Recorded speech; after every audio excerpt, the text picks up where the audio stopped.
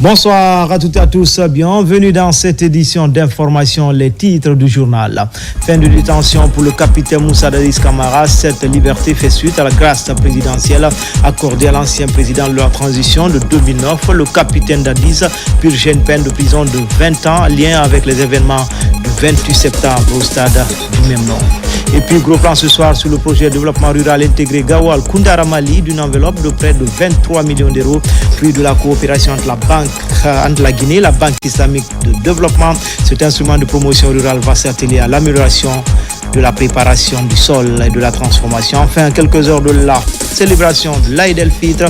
Les différents marchés, lieux de négoce de la capitale, c'est la grande affluence. Clients, étalagistes et autres grossistes sont dans la ferveur. C'est la course contre la montre pour les nouveaux habits et repas de fête. Voilà pour le sommaire. Encore une fois, bonsoir à tous. Tout d'abord, c'est officiel, l'Aïd el-Fitr sera célébré demain sur l'ensemble du territoire national. La commission d'observation vient d'annoncer la nouvelle ici même sur le plateau de Koulouma. À présent, voici la déclaration du ministre secrétaire général des affaires religieuses.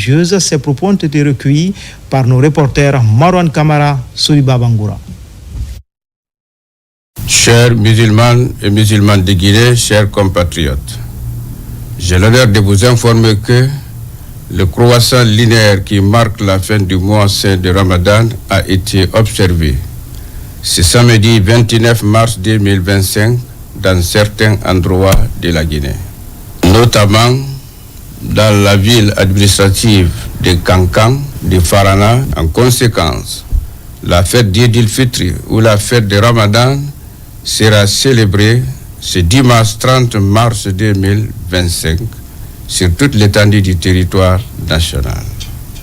À cette heureuse occasion, je voudrais, au nom de son Excellence, Monsieur le Président de la République, chef de l'État, chef suprême des armées, le général d'armée Mamadi Doumbouya, et celui du Premier ministre chef du gouvernement, M.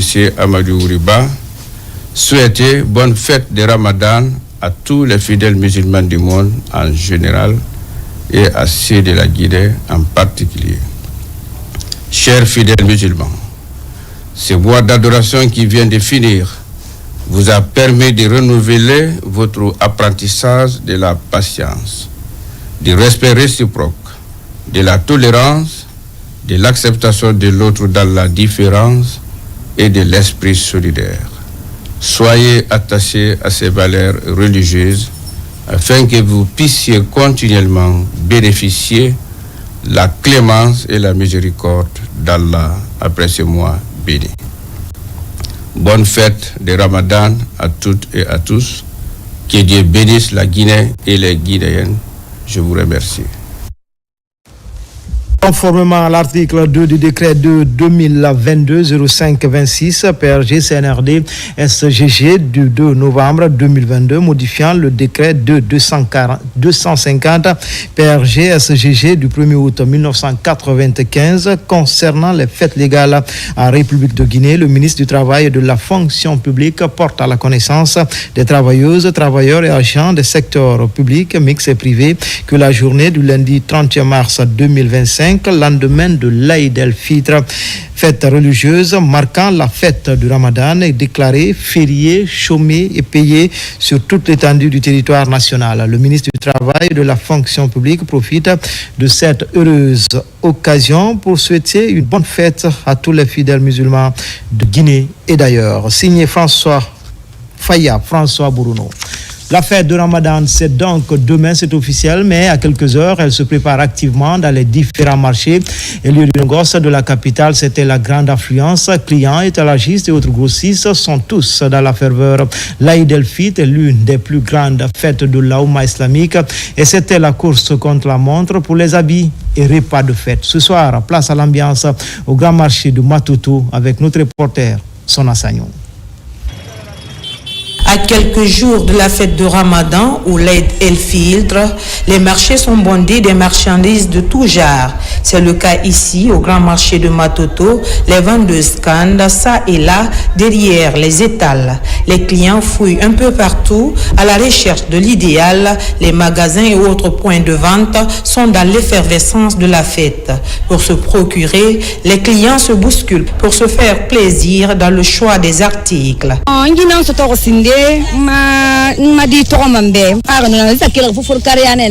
Je suis venue chercher des habits et des chaussures pour mes enfants. Mais les prix sont élevés. Nous demandons aux commerçants d'être un peu indulgents.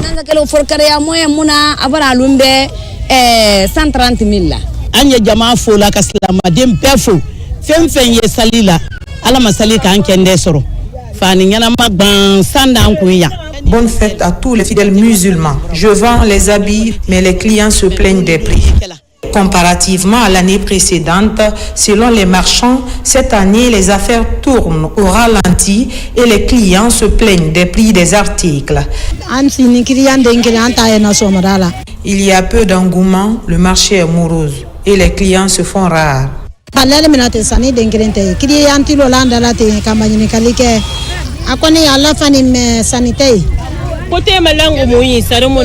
Nous avons beaucoup de marchandises, mais peu de clients. Bonne fête à tout le monde. C'est vrai qu'il y a de nouveaux articles, mais les habits sont chers et ne sont pas à la portée de tous. Comme il est de coutume chez beaucoup de musulmans, la fête de Ramadan nécessite l'achat de nouveaux vêtements ou de tenues cousues spécialement pour la circonstance, sauf en cas de force majeure. Cérémonie de rupture collective sur la 3e année consécutive que le ministre des Affaires étrangères convie les diplomates accrédités en Guinée pour ce moment de partage. Explication, Makeme Donzo.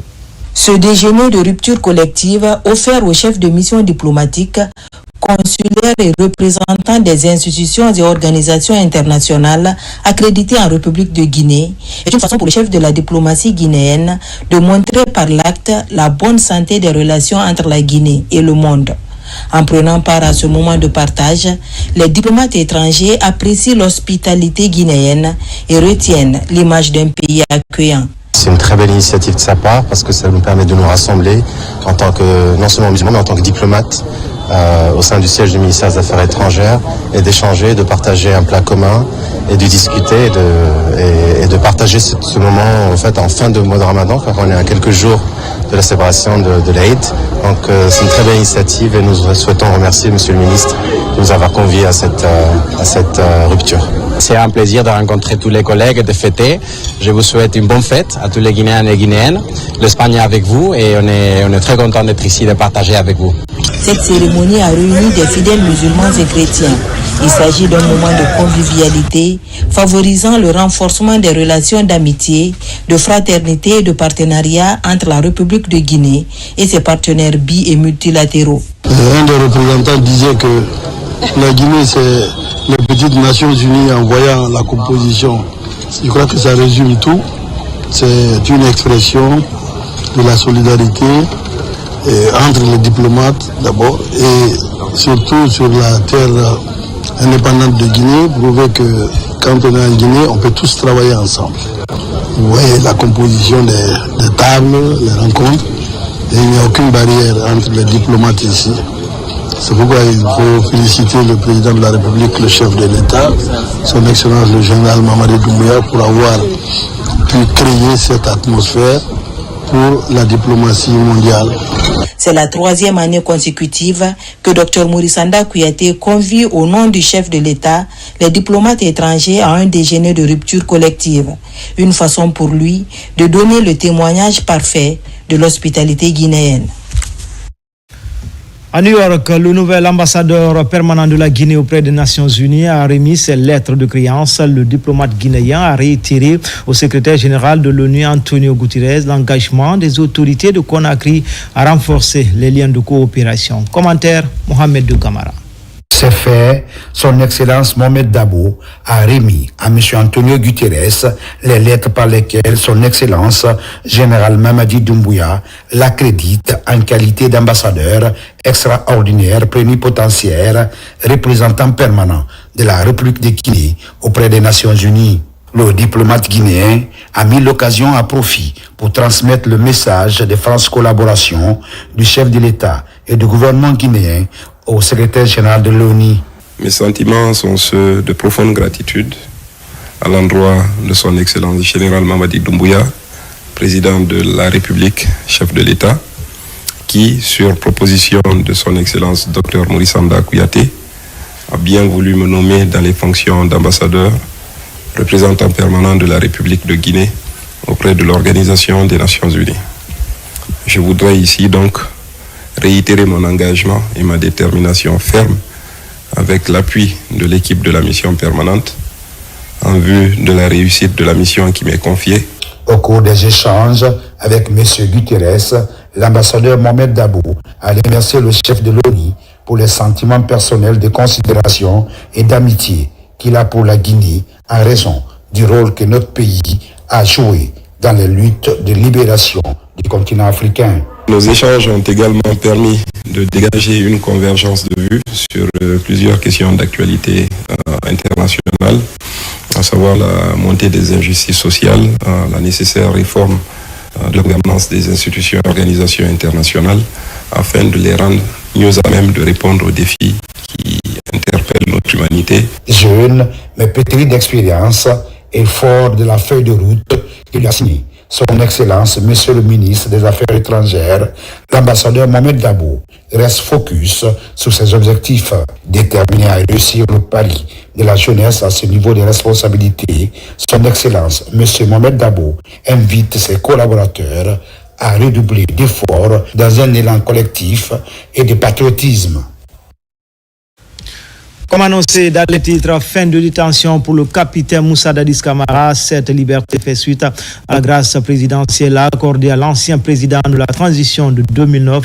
Le capitaine Dadis purgeait une peine de 20 ans de prison en lien avec les événements du 28 septembre au stade du même nom. Un acte du président général Mamadi Doumbouya qui vise à promouvoir la réconciliation. Cette clémence intervient après un décret visant à indemniser les victimes du massacre du 28 septembre. Tiano Younous Saba. Un dénouement heureux pour le capitaine Moussa Dadis Camara, le co-détenu de Toumba Diakité, colonel Tiboro Camara et autres bénéficient de la clémence du chef de l'État, le général Mamadi Doumbouya. La grâce présidentielle intervient alors que le capitaine Dadis Camara purgeait une peine de 20 ans de prison pour crime contre l'humanité. Sur proposition du garde des Sceaux, décrète, article 1er, une grâce présidentielle est accordée à M. Moussa Dadis Camara pour raison de santé. Article 2. Le garde des Sceaux, ministre de la Justice et des Droits de l'Homme, est chargé de l'application du présent décret. Article 3. Le présent décret, qui abroge toute disposition antérieure contraire, prend effet à compter de la date de sa signature et sera enregistré et publié au journal officiel de la République. Conakry, le 29 mars, signé Général Mamadi Doumbouya. Le capitaine Dadis Camara rentre donc à la maison. Le ministre de la Justice procède à l'exécution de ce décret du général Mamadi Doumbouya. En exécution du dit décret, et en vertu des pouvoirs qui me sont conférés tels que rappelés plus haut, M. Moussa Dadis Camara, à compter de cet instant, est libre et retrouve toute sa liberté et sa pleine liberté. Condamné le 31 juillet 2024 par le tribunal criminel de Dixine, après le long procès des événements du 28 septembre, le capitaine Dadis Camara quitte la maison centrale de Conakry. Cette étape intervient après le décret du chef de l'État visant à indemniser les victimes du stade. Cette autre mesure du président de la République vise à répondre aux besoins d'une justice sociale et à favoriser la réconciliation nationale. L'ancien président Moussa Dadis Camara est de retour à la maison après cette grâce du général président. C'est une clémence qui est accueillie avec une immense joie et une profonde gratitude, non seulement au sein de sa famille biologique, mais aussi dans sa ville natale et auprès de nombreux citoyens de la région. Lancé Kamisoko, Mohamed Salupaï, Mohamed Lamine Diallo.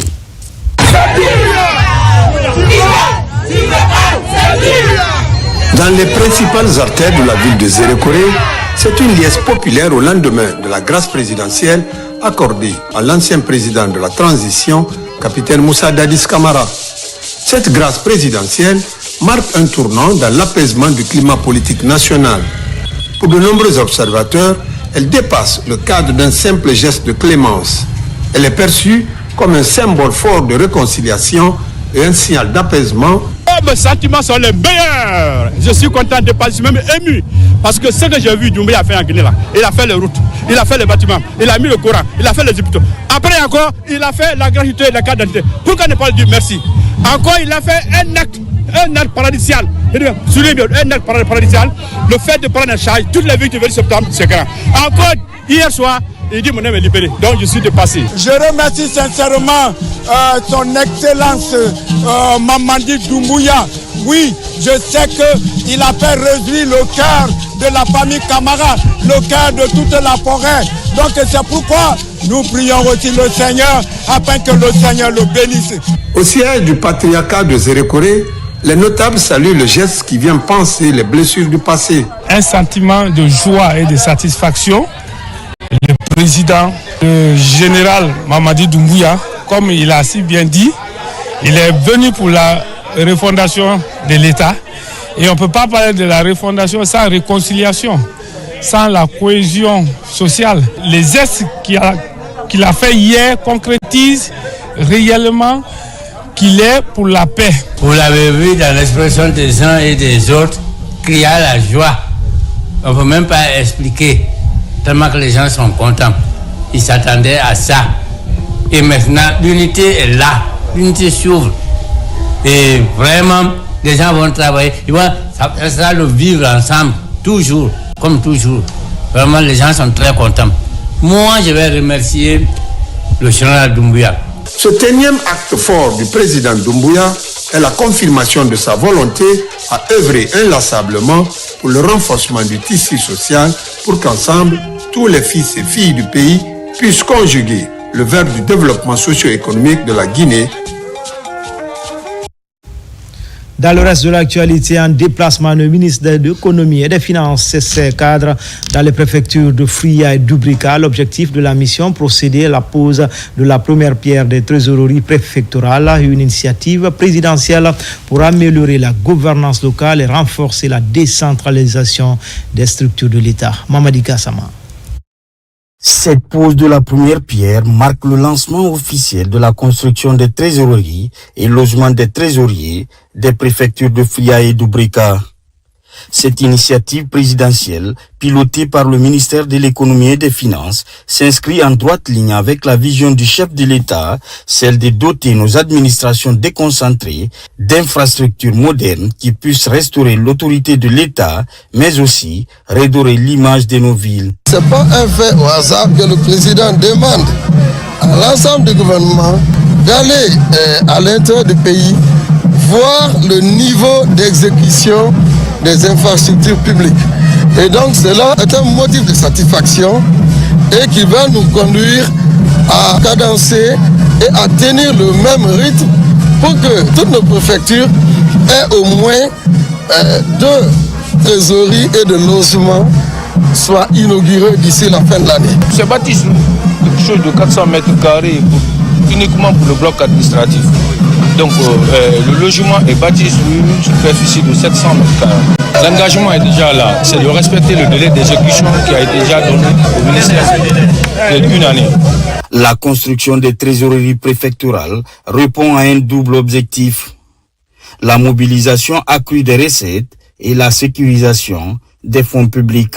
La construction des bureaux et du logement de la trésorerie préfectorale répond à cette ambition et traduit la volonté des autorités de doter nos institutions des moyens nécessaires à un service public efficace et de proximité. Ces édifices, une fois achevés, permettront de rapprocher l'administration centrale aux services déconcentrés avec pour enjeu l'amélioration de la gestion des finances publiques. Infrastructure avec le non-respect des normes de construction, la réalité est préoccupante, elle est surtout perceptible dans le Grand Conakry. Les spécialistes se concertent et tirent la sonnette d'alarme.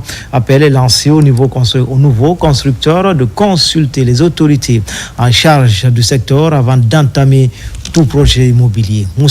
Moussa Kouyaté. Conakry est l'une des grandes villes de Guinée où des travaux de construction des bâtiments sont engagés. Partout, des chantiers sont en cours de réalisation et selon les spécialistes, nombreuses sont ces infrastructures qui ne respectent pas les normes de construction. Chacun construit n'importe comment sans respecter les règles de la construction, chose que nous déplorons actuellement. Vous savez que l'Ordre national de Guinée est là, la conception nous revient. Normalement, on ne peut pas marginaliser les architectes. Nous sommes là incontournables à la construction. Normalement, quiconque doit construire doit consulter un cabinet d'architecture pour faire la conception et les études approfondies, surtout les études de ferraillage, les études à tout ce qui s'ensuit. Donc nous prions l'État de nous donner le permis parce que le permis n'existe pas actuellement. On ne sait pas pourquoi quand on dépose, on dit le permis actuellement ça ne sort pas. Nous demandons l'État de nous aider à avoir le permis. L'occupation des chaussées ou le non-respect des règles de construction interpelle les autorités compétentes. Nous avons procédé à beaucoup d'arrêts de chantier anarchiques. J'appelle anarchique un chantier qui n'a pas été officiellement autorisé pour la construction et ils n'ont aucune autorisation d'occupation aussi, ils n'ont aucun document de propriété et on les arrête. Nous sommes déjà dans la campagne de recensement. Le message qu'on a à dire, que tous les citoyens sans exception acceptent de se mettre en règle. C'est-à-dire avant de construire, même si c'est une culture, il faut tout faire pour avoir l'autorisation de le faire. Mais si vous ne prenez pas d'autorisation, si vous faites les constructions à tue-tête, l'État peut venir dégager à n'importe quel moment parce que vous n'avez pas été autorisé. L'implication des spécialistes dans la réalisation des infrastructures contribue à limiter l'anarchie dans ce secteur hautement sensible et vital dans la modernisation des villes. Et puis, gros plan sur le projet de développement rural intégré Gawal Koundara Mali d'une enveloppe de près de 23 millions d'euros, fruit de la coopération entre la Guinée et la Banque islamique de développement. Cet instrument de promotion rurale va s'atteler à l'amélioration de la préparation du sol et la transformation des produits. Dans cette optique, 300 équipements agricoles viennent d'être remis aux producteurs des zones d'intervention du projet pour faciliter les travaux de labour et réduire les pertes post-récolte. Fodé Camara pour en savoir davantage. Grandes zones de production, les préfectures de Gawal, Koundara Mali sont des greniers qui contribuent à la lutte contre l'insécurité alimentaire en Guinée. Des greniers fortement touchés par l'extrême pauvreté et les effets des changements climatiques. Pour conforter la résilience et la productivité dans ces trois préfectures, la Banque islamique de développement et le gouvernement se sont engagés à injecter 22 950 000 euros dans les activités du projet de développement rural intégré Gawal, Koundara, Mali. Le projet est bâti sur trois composantes. La composante production et productivité. Et cette composante a en son sein l'aménagement de 2100 hectares et la construction de 167 km de pistes rurales. La composante acquisition des équipements et accès au marché. Cette composante est également à son sein l'acquisition des équipements de labour et de post-récolte, mais aussi la construction des infrastructures socio-économiques de base, des magasins de stockage, les marchés communautaires, mais aussi l'aménagement des aires de séchage et des aires de battage. Mais la troisième composante est la composante axée sur la gestion et la coordination du projet. Dans ces grands bassins de production, pour conforter la résilience des producteurs, le projet de développement rural intégré a procédé récemment à la remise de 300 équipements agricoles composés de tracteurs, de motoculteurs, de moissonneuses-batteuses, de batteuses motorisées de riz, des égreneuses de maïs, des moulins à céréales et des décortiqueuses. Les producteurs sont souvent confrontés à un certain nombre de difficultés, tant sur le plan climatique, mais tant sur le plan des équipements, et de labour et de post-récolte, mais aussi par rapport à l'aménagement des domaines. Des travaux de réalisation des marchés communautaires et de réhabilitation des pistes rurales sont aussi prévus à Gawal, Koundara et Mali. Nous avons pu atteindre à date les 40% du taux d'exécution du projet qui était à 16%. Donc nous évoluons actuellement sur l'acquisition des équipements. Nous avons également des contrats qui sont déjà signés et très bientôt nous allons lancer les travaux de construction qui concernent les travaux d'aménagement et de construction des infrastructures socio-économiques de base. Grâce au financement du gouvernement et de la Banque islamique de développement, à hauteur de près de 23 millions d'euros, la mise en œuvre du projet de développement rural intégré Gawal Koundara Mali est vivement appréciée par les autorités locales et les bénéficiaires. Direction la sous-préfecture de Popodara, c'est dans la préfecture de la Baie où le soutien à l'agriculture intelligente fait du chemin. L'ONG Guinée Écologie vient de remettre du matériel agricole aux producteurs de la localité. L'idée de les aider à produire plus sans véritable impact négatif sur l'environnement dans la région de Fouta. Mamadou Alpha Baldé, Sarafoudine Diallo. C'est un coup de pouce conséquent pour la production maraîchère à Popodra-Dalabé. Ces matériels sont composés de motopompes, de brouettes, des grillages, des pelles, des bottes et autres. Ils vont contribuer au développement d'une production locale écologique entièrement tournée vers la durabilité. Le geste est de l'ONG Guinée Écologie. Nous appelons les bénéficiaires à bien utiliser ces matériels pour un peu améliorer leur activité génératrice de revenus. Et en retour, nous les appelons vraiment à œuvrer dans la protection de l'environnement. Un sentiment de satisfaction et de reconnaissance à l'endroit de l'ONG Guinée Écologie qui ne cesse depuis plus d'une dizaine d'années d'appuyer la préfecture de l'Abbé dans le cadre de la protection de l'environnement. En recevant ces matériels agricoles, les bénéficiaires promettent une meilleure protection des écosystèmes dans la zone. L'agriculture extensive est l'une des principales causes de recul des forêts à travers le pays. Nous sommes très contents de ces matériels agricoles. On s'engage à les entretenir. Nous remercions Guinée Écologie en promettant de veiller sur l'environnement et ses habitants. Tout ce qu'on va promettre à l'ONG Guinée Écologie et à l'ensemble des partenaires de développement, c'est que nous nous mettrons au travail pour que vraiment notre environnement, notre biodiversité soit conservée dans des conditions les meilleures. Guinée Écologie évolue dans la préfecture de l'Abbé depuis plus de 10 ans. Elle a appuyé de nombreuses communautés, tant sur le plan technique que matériel, avec l'unique objectif de protéger l'environnement dans toutes les localités de la préfecture. À la direction générale des documents sécurisés de Guinée-DSD, l'heure est à la formation des agents de la police, de la gendarmerie routière et des impôts à ligne de mire, les outils sur les techniques de contrôle des vignettes pour cette opération. La date butoir est fixée au 31 mars 2025. Au-delà, tout achat de vignettes sera majoré d'une pénalité de 25% de la valeur fiscale. Les détails avec Abraham Christophe Conté, Mohamed Aïcha Silla.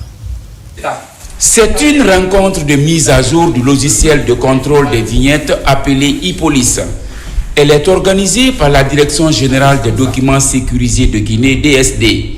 La stratégie consiste à outiller tous ces agents impliqués dans le processus en renforçant leurs compétences en technique de contrôle des documents de transport. Au sortir de cette formation, nous espérons non seulement que les récipiendaires puissent mettre en application les connaissances, les savoirs qui leur ont été transmis de manière efficace, et aussi nous espérons une célérité dans le recouvrement des recettes de l'État tout en les sécurisant. Il s'agira pour ces agents de la sécurité routière et de la gendarmerie routière de pouvoir déceler les vraies et les fausses immatriculations dans la circulation ainsi que de différencier le statut des vignettes. Le rôle des agents des impôts va consister à aider la population à se procurer des vignettes. Le paiement sera fait via un smartphone par Orange Money et Mobile Money. Nous sommes à notre 3e ou 4e campagne.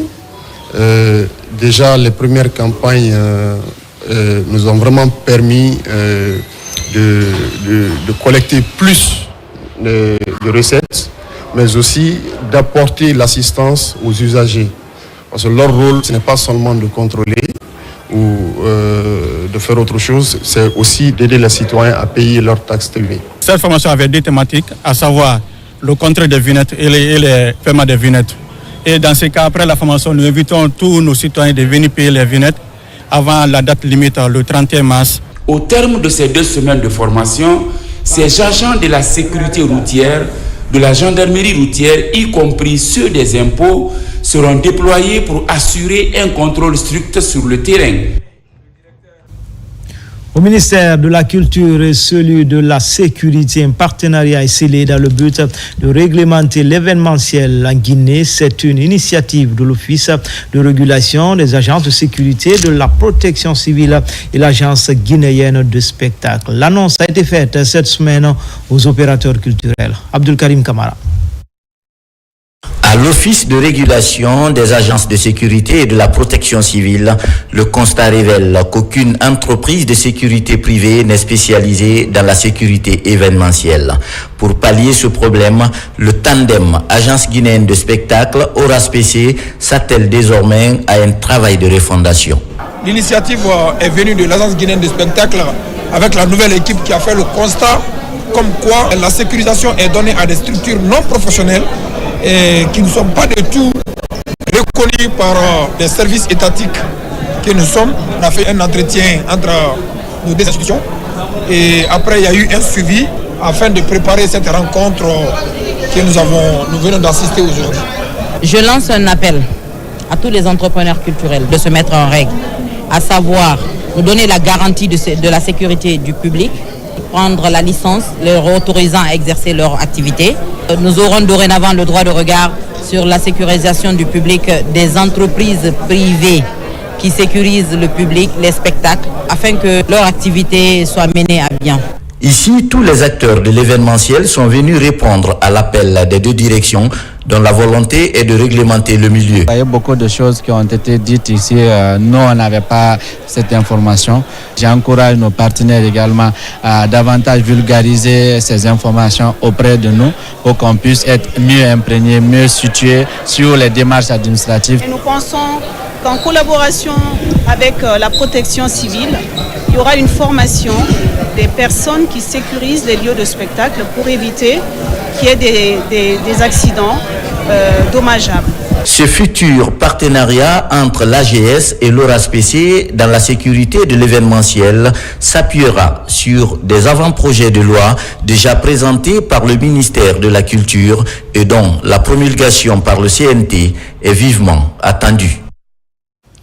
Espace Santé, le Centre national d'orthopédie de Donka dans le vent du renouveau.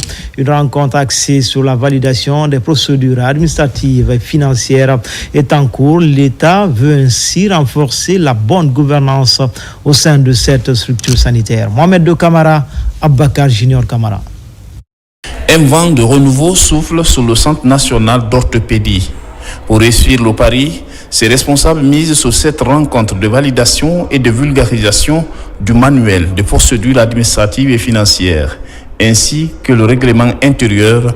Plusieurs constats amènent la restructuration de cette structure. Le 19 janvier 2022, notre équipe, mon adjoint et moi, nous nous sommes employés à faire un état des lieux pour identifier les forces, faiblesses, contraintes et opportunités. Un cabinet spécialisé a été recruté.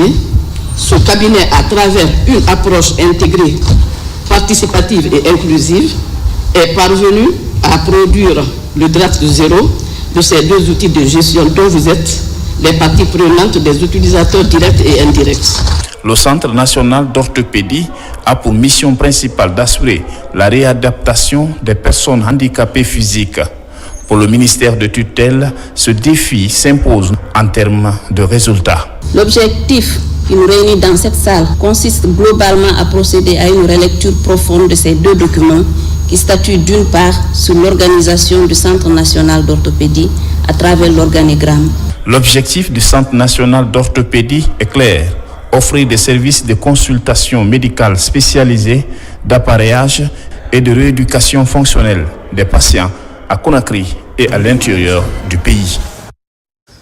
Sensibilisation sur la préservation des droits des femmes et la lutte contre les feux de brousse. Ces deux thématiques étaient au cœur des échanges. C'était lors d'une rencontre dite intergénérationnelle à La Soya et Moussaya pour la préfecture de Fourikaria et Madinaoula pour Kindia. C'est pour rendre plus autonome la couche féminine et la conscientiser sur les dangers liés à la déforestation. Moussa Bangoura, Sidi Kississé, Fanalabaya Kamara. Le projet NBS Forêt guinéenne du Centre d'études et de coopération internationale CECI est à Alassoya et Moussaya, deux communes rurales relevant de la préfecture de Fourikaria. Ici, des causeries éducatives sont organisées à l'intention des groupements de femmes, coopératives et leaders communautaires. La préservation des droits des femmes, l'éducation des jeunes filles et la lutte contre les feux de brousse sont des sujets débattus. Les femmes sont vraiment au cœur de toutes les activités communautaires. Il y a une étude qui a été réalisée pour identifier les connaissances des femmes sur la biodiversité, parce qu'elles ont un rôle aussi important, la connaissance des plantes. Et au-delà de ça, nous formons ces femmes à la mise en place des pépinières. À Madinaoula, dans la préfecture de Kindia, d'autres rencontres ont été aussi organisées. Le but est de conscientiser les femmes à être autonomes, mais également amener la population à préserver l'environnement. La reconnaissance, n'est-ce pas, des droits de femmes. Au lieu que les femmes restent toujours tendre la main, le projet a jugé vraiment nous réunir pour sensibiliser les communautés. Le premier avantage, c'est dans leur propre intérêt. Un grand merci à ceux-ci Guinée. Les collectivités déjà couvertes vont rapidement élaborer leurs plans de développement locaux. On a demandé aux femmes de ne pas reculer, de mériter les places qui sont les leurs. Le projet Leadership des femmes et adaptation au changement climatique va durer 3 ans. En plus de la Guinée, ce projet évolue en Côte d'Ivoire et au Ghana. En région, toujours visite inopinée du préfet de Kissidougou dans les centres de santé du centre urbain 2 de la sous-préfecture. Colonel Charles Kolipilama est allé s'enquérir de la prise en charge des femmes, mais surtout l'effectivité de la gratuité de la césarienne. Déplacement juste après la remise des kits d'accouchement normal et de césarienne aux structures sanitaires de la dite préfecture. RTG Farana, Ibrahima Oulien Foufana. La visite a démarré ici dans la sous-préfecture de Yendé où le préfet se rend auprès des femmes en état de famille. Ensuite, dans le centre de santé de Koundiadou pour se rassurer de la prise en charge gratuite des césariennes. Partout, les patientes répondent aux questions du préfet. Je suis venue accompagner ma belle-sœur. Elle a suivi une césarienne.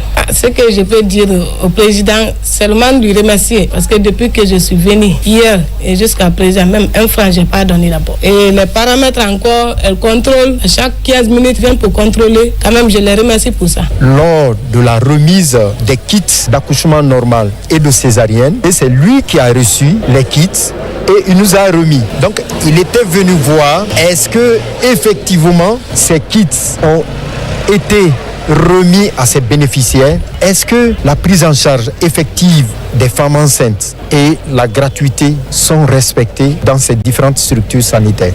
C'est à l'hôpital préfectoral de Kissidougou où cette série de visites a pris fin. Le préfet colonel Charles Kolipilama et sa délégation sont réconfortés par leur constat.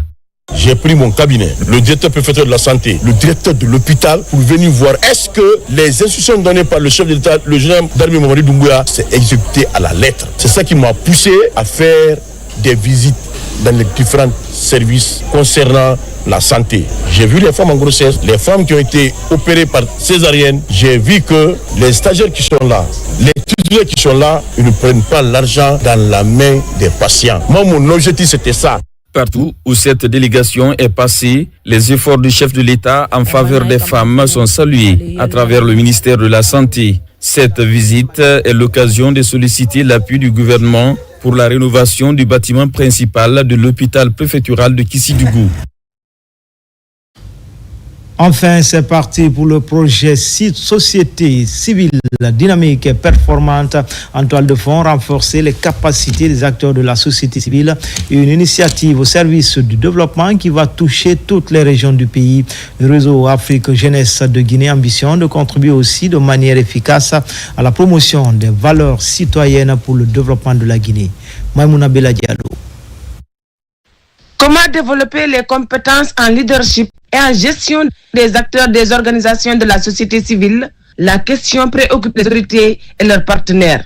Pour répondre à cette problématique, le projet Société civile dynamique et performante est mis en place. Son objectif, entreprendre la formation des jeunes de la société civile axée sur des thématiques telles que le leadership féminin, la gestion financière, la consolidation de la paix, le contrôle citoyen de l'action publique. Aujourd'hui, ce sont des jeunes regroupés au sein de la société civile qui vont être capacités sur différentes thématiques qui vont les permettre d'intervenir dans leur localité. Des structures qui répondaient aux critères. Donc ce sont ces structures-là qui sont représentées dans cette salle à raison de 3 participants par organisation. Nous allons parcourir les notions de conception des projets. Ensuite, la qualité des programmes. Il y a 10 normes de qualité des programmes qu'il faut vraiment respecter, qu'il faut mettre en pratique pour que vous ayez une organisation solide et performante. Dans la promotion d'une gouvernance collaborative et transparente au service du développement durable et de l'inclusion sociale en Guinée, cette initiative citoyenne devrait contribuer à accroître le niveau de performance et de résilience des acteurs des organisations de la société civile. Catholique Relais Service nous fait suivre ces séries de formation pour que nous soyons une société civile dynamique, performante, mais aussi consciente. Un jeune qui est bien formé, bien informé, il peut être un acteur incontournable dans le cadre de l'enforcement des capacités, dans le cadre de la consolidation de la paix, dans le cadre de la promotion, dans le cadre du développement de son pays. Le projet va durer 3 ans et devrait toucher les différentes régions administratives du pays. Au bout du compte, il s'agit pour les initiateurs d'assurer la qualité et l'efficacité des programmes mis en œuvre par les acteurs. C'était tout pour les infos. Tout le plaisir a été pour moi de vous servir. L'actualité se poursuit sur le www.rtgguinée.info. Bonne fête de l'Aïd el-Fitr à toutes et à tous. À demain pour d'autres actualités sur la Guinée, notre paradis, terre de richesse et d'innovation, Inch'Allah.